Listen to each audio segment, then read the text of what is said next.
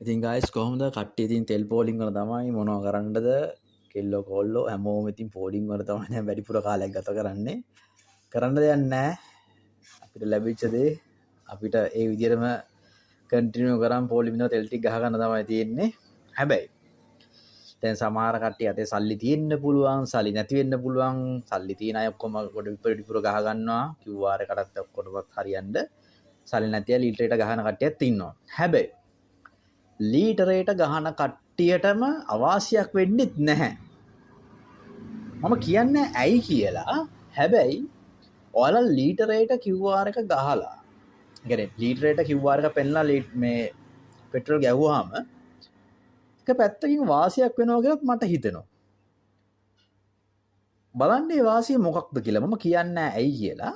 නමුත් ඒ වාසිය මෙන්න මේ වීඩියෝ එක බැලුවට පස්සේ කමෙන්ට් එකකින් මට පෙන්වන්න ඒ වාසිය මොකක්ද කියලා. Take care. Bye.